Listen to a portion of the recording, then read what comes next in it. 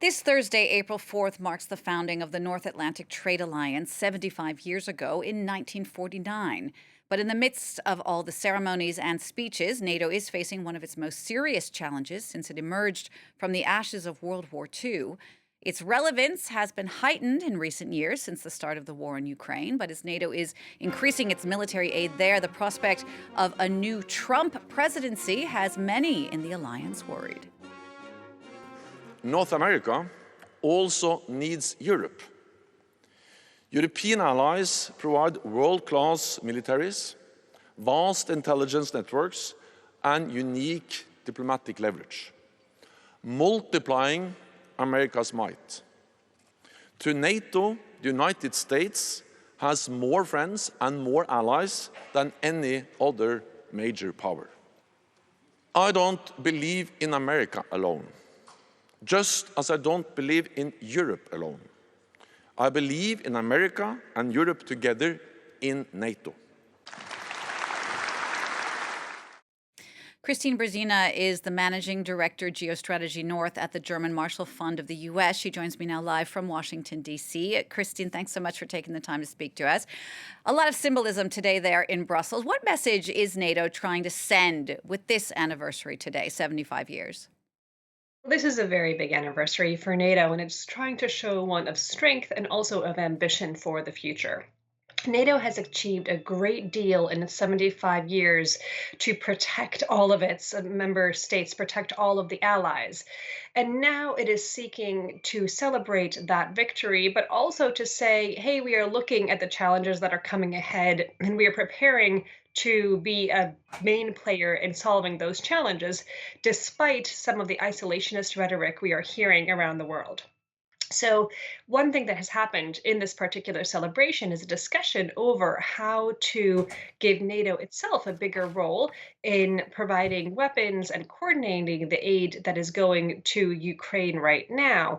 Ukraine has been told that it could join when the conditions allow and when the allies agree. And there, we have seen the participation, for example, of Ukrainian Foreign Minister Dmitry Kuleba at this summit as well. And so we see the forward looking nature of NATO right now when NATO is saying we are not only protecting the current allies, but we are going to be playing a bigger NATO role on the Ukraine challenges and also on other things that are coming ahead, because there's a very strong sense of a more dramatically worsening global security environment than we have ever seen before because of the rise of Russian aggression in Ukraine, what it could mean for the security prospects of all of the allies, and also some of the other more challenging actors around the world taking lessons from the fight that Russia has currently put onto Ukraine.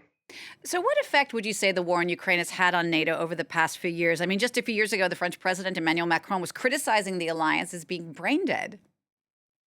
We definitely do not see a brain dead alliance right now. The alliance's purpose hasn't been loud and clear. Deterrence and defense is what NATO started with.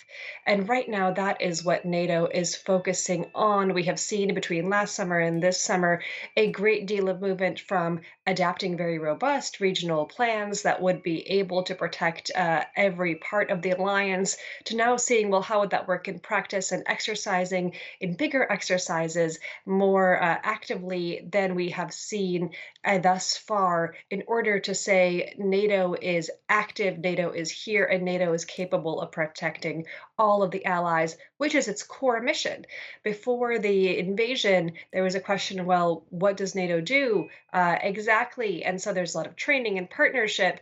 But right now, this is going back to the simple basics of what NATO exists to do, and it's to keep the allies safe from land based, state based aggressors. And that is what it is doing today. So, one of the key tenets of the NATO alliance is Article 5 that says if one of the members is attacked, the others will step in and join together in its defense. It's only been used once after September 11th in 2001. Can you see a scenario where that might be used in regard to the war in Ukraine? There's a lot of concern that the Article 5 could be used again in the next few years. In terms of Ukraine, that Ukraine is not a member, and so invoking Article 5 over Ukraine right now is not, we're not on the table. Should Ukraine become a member at some point and have an attack against it? Well, that would be a question.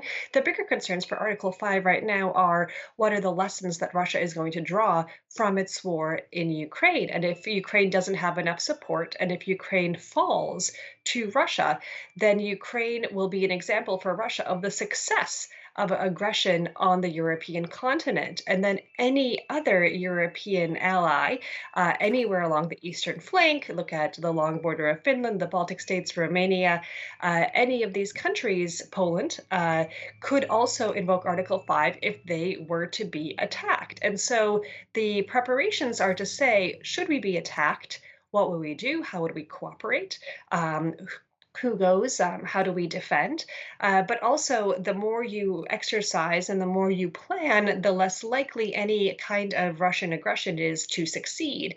And so, the planning and practicing in case of invasion actually serves as a deterrent against an invasion, because part of the problem and part of the cause of the of Russia's attack in Ukraine was Russia's perception that Ukraine would fall immediately. And so the show of a very robust deterrence and defense serves as a way to tell Russia, you're not going to get away with it. You're not going to be able to march as deeply and get as much land as you were able to in Ukraine. And here we are, and we are ready. So just stay in your own borders. Thank you very much.